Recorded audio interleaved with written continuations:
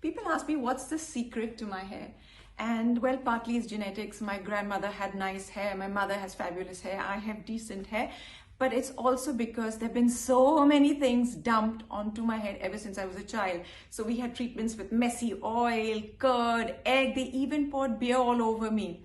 Now that I'm a grown-up, I'd rather drink that beer and not waste it on my head. But I also don't have the time to try all these DIY treatments. So I'm sticking to a collection by Forest Essentials. This hair cleanser and conditioner with good old amla and mulethi is what I use 2 or 3 times a week, depending on the weather and well, how lazy I am. And then on weekends, I'm always cajoling my children to come and rub some oil into my hair, but they don't. So I have to do it myself. This is the Japapati hair oil. It smells really nice and well, it smells, I would say, herbal and pure and like it's good for you.